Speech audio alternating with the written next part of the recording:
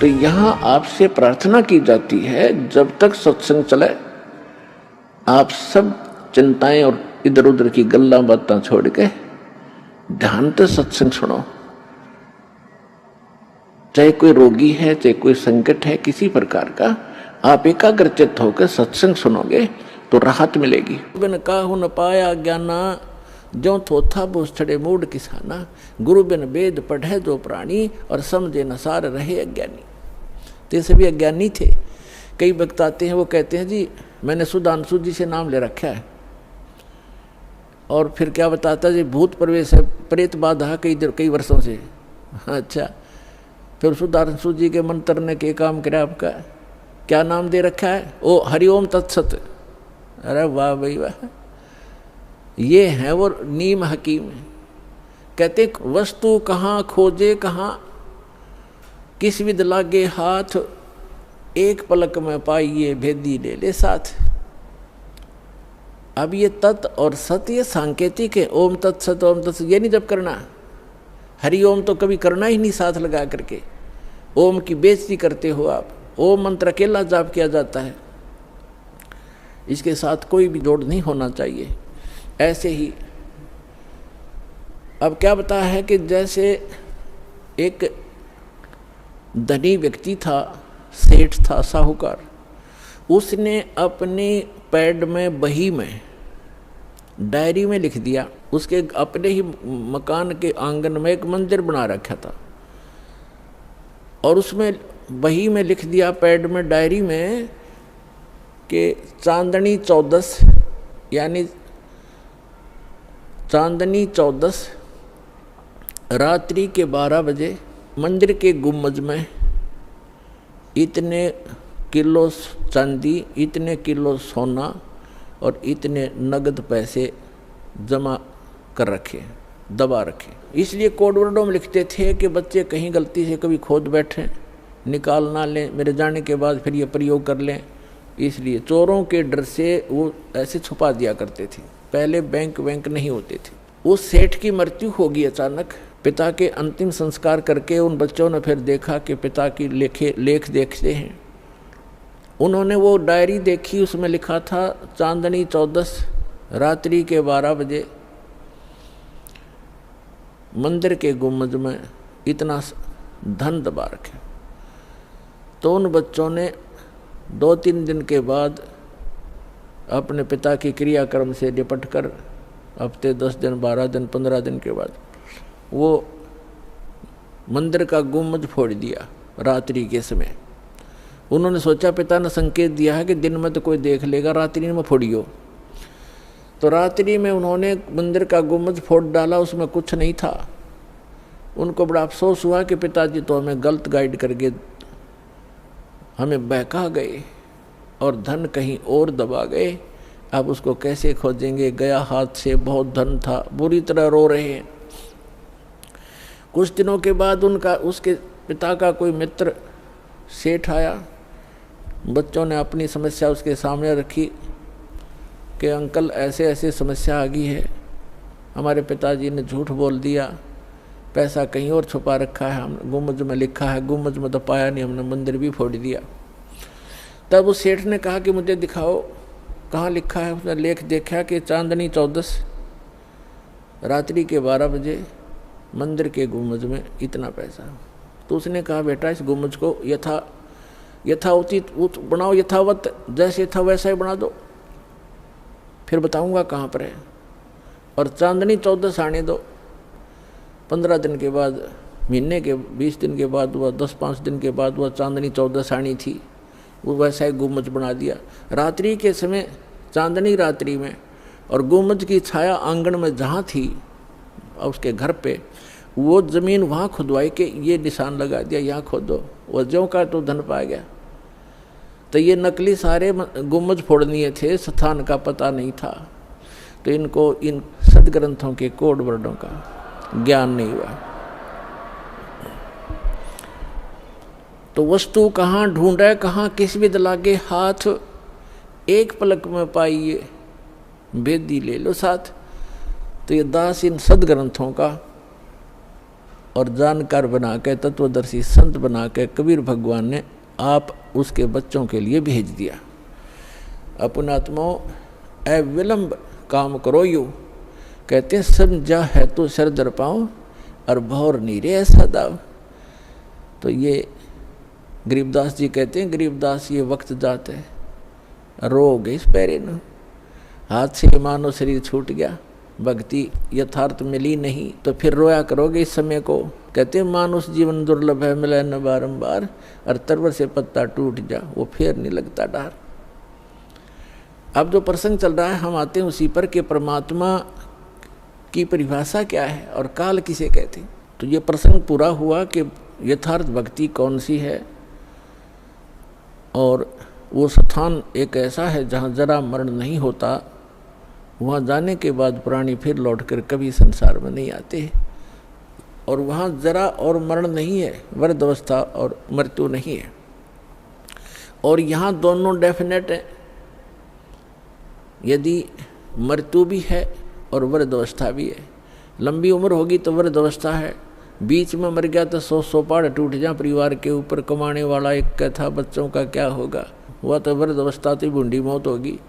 कहने का भाव ये है, जब तक हम परमेश्वर की शरण में नहीं आते तब तक हम काल की रेंज में रहते हैं, और जब हम कबीर भगवान की शरण में आ जाते हैं हम काल की रीत से बाहर हो जाते हैं, फिर उसका विधान हम पर लागू नहीं रहता, हम परमेश्वर की शरण में आ जाते हैं। और समर्थ की शरण में जो आ जाता है उसको फिर बाहर का व्यक्ति दुखी नहीं कर सकता, उसको स्वयं पता होता है कि इस आदमी के इस शरणागत को छेड़ दिया तो ये तेरा बक्कल तार देगा। तो इसी प्रकार हम समर्थ की शरण में आ गए हैं। आप कबीर भगवान वो समर्थ है, वो कादिर परमात्मा है, उसकी शरण में आ गए, उसकी शरण ना त्यागना, इतना ध्यान अवश्य रखना। छोटा मोटा कष्ट भी होता है नाम लेने के बाद, तो ऐसे समझना जैसे एक बिल्ली बच्चे उत्पन्न करती है और 2-4 दिन के बाद उन बच्चों को दूसरे घर में ले जाती है, क्योंकि वहाँ वो ये देखती है कि कहीं तेरे बच्चों को यहाँ खतरा ना हो जा। और इस बात से उसके बच्चे भी परिचित होते हैं कि हम अपनी माँ के संरक्षण में हैं, और वो उनको अपने मुख से पकड़ती है, उसके तीखे दांत होते हैं बिल्ली के तीखे, और उनको पकड़ती है। और बच्चों को पीड़ा भी होती है, वो ऐसे सुकड़ जाते हैं, ऐसे लटक जाते हैं, और महसूस होता है कि इनको दांतों का दर्द भी है, लेकिन बोलते कतई नहीं, चुपचाप रहते हैं, उस पीड़ा को सहन करते रहते हैं, क्योंकि उनको पता है कि हम अपनी माँ के साथ हैं। ये थोड़ा बहुत कष्ट भी है तो हमारा जीवन रक्षा हो रही है, तो उसको उठाकर वो दूसरे सुरक्षित स्थान पर अन्य मकान में ले जाती है, सबको बारी बारी वहाँ पहुँचा देती है। कुछ दिनों के बाद वहाँ देखती है कि यहाँ भी समस्या है, तो तीसरे मकान में कहीं और ले जाएगी, और वो बिल्कुल नहीं बोलते क्योंकि उनको पीड़ा भी हो रही है, लेकिन उनको विश्वास है कि माँ के मुख में हम भले ही पीड़ा हो रही है लेकिन हमारी जीवन रक्षा हो रही है। इसी प्रकार कबीर भगवान की शरण में आने के उपरांत आपको छोटा मोटा कष्ट भी है तो ना जाने आपका कौन सा पहाड़ जैसा दुख टल रहा है, ये विश्वास रखना, विचलित ना होना। यह प्रसंग चल रहा है कि धर्मदास जी ने कहा था कि भगवान यहाँ कितनी सुविधा दे रखी है भगवान ने, और इसको आप काल कह रहे हो। परमात्मा ने कहा, धर्मदास जैसे कसाई बकरे पालता है, उन बकरे और बकरियों के लिए वो कितनी सुविधा करता है, जिसकी अच्छी सेल होती है, एक बहुत बड़ा चरागाह बनाता है, उसको हायर करता है या मोल लेता है, और उसके अंदर शेड डालता है, झोंपड़ी डालता है बकरों को गर्मी और सर्दी से बचाने के लिए। उसमें जगह जगह तालाब बनाता है, छोटी छोटी तलैया सी, उनको पानी से भर कर रखता है, उनके लिए घास फूस वहाँ व्यवस्था कराता है। उस सारी व्यवस्था को देखकर वो भोले प्राणी ये समझ बैठते हैं कि हमारा मालिक, हमारा स्वामी कितना दयालु है, हमारी कितनी केयर टेक रखता है, सारी सुविधाएं प्रदान करता है, हिंसक पशुओं से बचाता है, चारों तरफ से बाड़ लगा देता है, और अंदर वृक्ष हैं, झाड़ बोझड़े हैं, फल, वो घास फूस है, गर्मी से बचने के लिए शेड है, सर्दी से बचने के लिए व्यवस्था शेड है। तो वो इस सारी व्यवस्था को देखकर वो मान बैठते हैं कि जो हमारा ये स्वामी है बड़ा दयालु है, ये परमात्मा है। और जब वो कभी उनके बीच में आता है तो वो सारे उसको प्यार देने के लिए उसके चारों तरफ कोई ऊपर को पैर फैलाता है अपने सीने से लगाने के लिए, और वो उसको चाटते हैं प्यार से, जीभ से चाटना चाहते हैं, उनको एक विशेष रिगार्ड देने के लिए। वो तो चाट रहे हैं जीभ से और वो कसाई देख रहा है से हाथ लगा के, और वो खुश होते हैं कि हमारा मालिक हमसे प्यार कर रहा है। वो देख रहा है कि ये कितना मांस हो गया, कितने का बिकेगा, और वो सोच रहे हैं मुझे हमें प्यार कर रहा है। तो पुण्यात्माओं परमात्मा कहते हैं कि जिस समय उस कसाई को 5-10 बकरों की आवश्यकता पड़ती है, बकरियों की, तो उस समय वो ये नहीं देखता ये किसकी माँ है किसका बेटा है। एक परिवार के 3-3 इकट्ठे भी आ सकते हैं, उनने तो मोटे मोटे छांट के और वो निकाल लेने जो अच्छे मांस युक्त हो गए, घनी बिक्री होगी। तो उस समय उन बकरों को भी पता होता है, ऐसे भागते ही इधर उधर दौड़ जाते, उनको मालूम है कि कहीं इनको खतरे के स्थान पर ले जा रहा है, इतना उनकी आत्मा में आभास होता है। तो कहने का भाव ये है कि इसी प्रकार जो यहाँ की सुविधाएं आप देख रहे हो, धर्मदास परमात्मा कह रहे हैं, कबीर भगवान, इन सुविधाओं को देखकर तो ऐसा लगता है जैसे बड़ा दयालु भगवान है, और उस समय तुम्हारी बुद्धि पर पत्थर गिर जाते हैं। किसी का बेटा मर गया, किसी की बेटी मर गई, एक परिवार के 3-3, 4-4 सदस्य मर जाते हैं। यहाँ एक बता रहे थे, कोई सरसा से सत्संग सुनकर जा था, जिसके उस गाड़ी के अंदर 16 सदस्य थे एक का परिवार के, बूढ़ा बूढ़ा घर रह गया था, 16 के 16 एक्सीडेंट में मर गए। बताओ पुण्यात्मा, और उनकी कार और कोठियाँ और बड़े बड़े सारी व्यवस्थाएं थी, कुल नाश हो गया उसका। तो कहने का भाव ये है कि उस समय बुद्धि कहाँ जाती है आपकी, ये सुविधाएं किसने दे रखी थी, ये फिर क्यों छीन लिया 1 मिनट में। तो इसको काल कहते हैं, और जो केवल सुख सुख दे उसको दयाल कहते हैं, उसको परमात्मा कहते हैं। आप इसको परमात्मा मान बैठे हो, लेकिन ये परमात्मा नहीं है।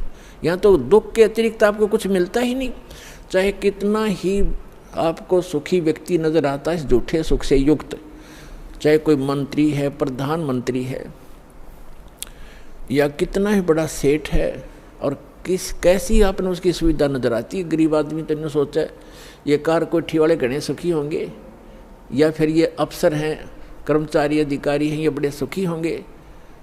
सुख नाम की वस्तु नहीं यहाँ पर इस गंदे लोक में, सबके टेंशन ग्रस्त रहती हैं, सारा दिन ऊपर से दिखे चौपड़े और अंदर तो इनके खराब हो रहे हैं खोपड़े, किसी ने देख लेते, सभी टेंशन लिए फिरते हैं। तो वो टेंशन लेस स्थान जो प्लेस है वो सतलोक है, उसको सुख सागर कहते हैं, सुख सागर कहते हैं। अपना आत्मा परमात्मा आप तक पहुंचने के लिए अब कैसी कैसी लीला करता है।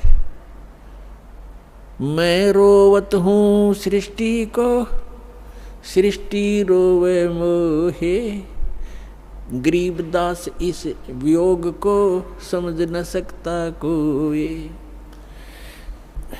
जो जन मेरी शरण है ताका हूँ मैं दासे, गेल गेल लाग्या फिरूँ हूँ जब तक धरती आकाशे। पुण्यात्मा परमात्मा कहते हैं जो मेरी एक बार शरण में आ गया उसको मैं छोड़ूंगा नहीं, उसके साथ रहूंगा। ठीक है, उसका दुर्भाग्य है वो जो यहाँ से निकल नहीं पा रहा, फिर भी परमात्मा इतना दयालु है, आपके पीछे पीछे फिर रहा है। अपना आत्मा विचार करो, ये पुस्तक आपको प्राप्त हुई या टीवी सुनने को प्राप्त हुआ। एक परिवार के 3, 4, 5 सदस्य हैं, जिनमें से 3 को ये ज्ञान समझ में आ गया, उनकी इच्छा बनी हम नाम लेंगे, दीक्षा लेंगे, कल्याण करवाएंगे। उन्होंने दीक्षा ले ली, प्रतिदिन अपना नित्यनियम आरती श्रमणी और सारा कुछ कर रहे हैं, मंत्र कर रहे हैं, सत्संग में भी आ रहे हैं। और बाकी शेष 2 हैं वो बिल्कुल सोचते भी नहीं, कहते हैं तो भी नो के तुम ही कर लो, तुम ही पार हो जाना, हम तो फिर देख लेंगे। अब फिर क्या देख लेंगे? गधा बने पाछा तो कुम्हार देखेगा, आप क्या देखोगे? कड़म मारेगा लठ, 2.5 मन का बोरा होगा कमर के ऊपर, फिर देख लेंगे। अब देखना अब है ज्ञान समझो और सतलोक आश्रम बरवाला जिला हिसार हरियाणा के अंदर आओ और कल्याण कराओ। अगर समझदार हो तो देखना चाहते हो। अब वो क्यों नहीं आते? जैसे कल का सत्संग जो था सुबह का, उसमें ये था कि 2 प्रकार से मानव शरीर प्राप्त होता है। एक तो पिछले पुण्यकर्मों के आधार से मानव शरीर लगातार 2, 4, 10, 50, 100 भी हो सकते हैं, ज़्यादा भी हो सकते हैं, लेकिन वो पूंजी समाप्त हो जाएगी, फिर 84 लाख योनियों में जाना ही पड़ेगा यदि उस मनुष्य जीवन के दौरान आपको तत्वदर्शी संत नहीं मिला। अब जो प्रसंग चल रहा है, मानव शरीर प्राप्त करके जो प्राणी सतभक्ति नहीं करते, 2 प्रकार से मानव शरीर प्राप्त होता है। एक तो बता दिया आपको पूर्व जन्मों से, जैसे परमात्मा सन 1398 में सतलोक से चलकर आए थे, 1518 तक 120 वर्ष इस धरातल पर रहे, काशी के अंदर बनारस में जुल्हे के कार्य करते रहे और अपने बच्चों को एक समय में 1-1 हजार स्थान पर प्रकट होकर परमात्मा ज्ञान सुनाया करते थे, उनको लाभ देते थे, आशीर्वाद देते थे, सुख हो जाता था। वो मंत्र जाप करते थे। 64 लाख शेष हो गए थे उस दानक के, जुलाए के, एक गरीब झोंपड़ी में बैठे व्यक्ति के 64 लाख शेष इतना सुख दिया था परमात्मा ने। तो उस समय आपको चार्ज कर गया भगवान, कबीर भगवान, और उससे आपके मनुष्य जीवन होते हुए आ रहे 64 लाख शेष थे उस टाइम। 64 लाख, ना कोई मीडिया था, ना कोई माइक स्पीकर था। वो परमात्मा असंख्य रूप बना सकता है। तो जिस कारण से उसने आप सभी को चार्ज किया, आपके मनुष्य जीवन होते हुए आ रहे हैं और आप पूजाएं भले ही दूसरी करते रहे, लेकिन पूर्व जन्म की बैटरी चार्ज थी, आपको सुख मिलते रहे। फिर भी कोई दुख क्रम का आता है तो आप इधर उधर भागते रहे, कोई मंदिर में, कोई गुरुद्वारों में, कोई पहाड़ों पर, कोई गुफाओं में, या किसी संतों की खोज करते रहे। उससे लाभ कुछ नहीं होना था आपको। और दूसरी प्रकार के जो व्यक्ति हैं, आपको बताया कि जैसे एक तो 84 लाख सभी प्राणियों के शरीरों में से गुजर के निकल के एक मानव शरीर टर्न वाइज मिलता ही मिलता है, स्त्री या पुरुष का। तो जो ऐसे 84 लाख योनियों से निकल कर आए हैं, वो काल के पक्के हैं, वो काल की फर्द में चढ़ गए, वो काल की रजिस्ट्री में है। अब वो भक्ति नहीं कर सकते। एक परिवार में 3 नाम ले चुके हैं, सत भक्ति कर रहे हैं, उनको समझा रहे, वो ठीक ठीक तुम कर लो। ये भी शुक्र है कि वो उनको मना नहीं करते, नहीं तो वो काल के दूत उनको भी मना कर दे, तुम भी नहीं जाओगे, ऐसा नहीं कर दोगे। ऐसा बताया परमात्मा ने कि जैसे ये कोयल क्या करती है, कोयल पक्षी है, ये अपना अलग से घोंसला बना करके अंडे उत्पन्न नहीं करती, क्योंकि उसके अंडों को काग खा जाते हैं, छोड़ते नहीं। ऐसा फार्मूला अपना रखा उसने। जैसे मादा कवि ने अंडे उत्पन्न किए घोंसले में, और वो जाती है चुग्गा चरने इधर उधर, वो देख लेती है कि चलेगी काफ़ी दूर, तो उसके घोंसले में अपने अंडे उत्पन्न कर देती है। अब जो कवि आती है वापस, वो असमंजस में पड़ जाती है कि कौन से मेरे हैं, कौन से दूसरे हैं। तो वो इस असमंजस में उन चारों के चारों की ही परवरिश करना प्रारंभ कर देती है। और जब वो बच्चे उत्पन्न होते हैं तो एक जैसा कलर होता है, कोई पहचान नहीं होती उनकी, बिल्कुल सेम टू सेम रहते। और वो कोयल उस पर नज़र रखती है घोंसले पर कि अब ये कितना उड़ारी भर रहे हैं, कितनी दूर तक जा सकते हैं। तो तब वो दूसरे दूर पेड़ पर बैठ के अपनी बोली बोलती है, कुहू कुहू की आवाज़ लगाती है। जो कोयल के बच्चे होते हैं उनको प्रभाव होता है उनका, वो एकदम ऐसे ऐसे देखते हैं। जब वो फिर बोलती रहती है तो उड़कर वो अपनी माँ की बोली से आकर्षित होकर अपनी माँ की तरफ उड़कर चल पड़ते हैं। अब कौवी उनके पीछे पीछे उड़ती है कि मेरे बच्चे गए, कोयल आगे उड़ जाती है, दूर वृक्ष पर बैठकर फिर कुहू कुहू करती है, वो बच्चे फिर वहाँ से उड़कर आगे भाग लेते हैं। अब कौवी ये सोचती है ये तो गए सो गए, पिछले बच्चे रह गए, उन पर कोई आपत्ति ना आ जाए, उनको संभालूं आकर के, वो वापस आ जाती है। तो कहने का भाव ये है कि उस घोंसले में 4 बच्चे थे, 2 कोयल के 2 काग के। कोयल वालों के वहाँ बोली असर करगी, काग वालों के बा में भी नहीं, वो देख नहीं रहे, वहीं बैठे आराम से। तो इसी प्रकार समझना, जो परमात्मा के पूर्व जन्म के संस्कारी बच्चे हैं, संस्कारवश एक ही घर में जन्म भी है, जो काल वाले हैं वो नहीं मानेंगे, और जो कोयल के बच्चे हैं वो सतलोक आश्रम पर वाला में जल्दी आ लेंगे, ज़्यादा देर नहीं लगाएंगे। यानी जो परमात्मा के बच्चे हैं, पूर्व जन्म के संस्कारी हैं, वो शीघ्र आ जाएंगे। परिवार के परिवार आ रहे हैं, वो सारे के सारे कोयल के हैं, भले ही वो काल के घोंसले में यहाँ यानी इस लोक में जन्म हो गया।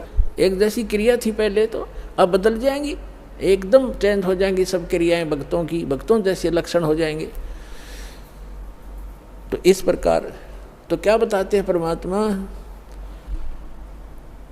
जो जन मेरी शरण है ताका हूँ मैं दासे, गेल गेल लाग्या फिरूं जब तक धरती आकाशे।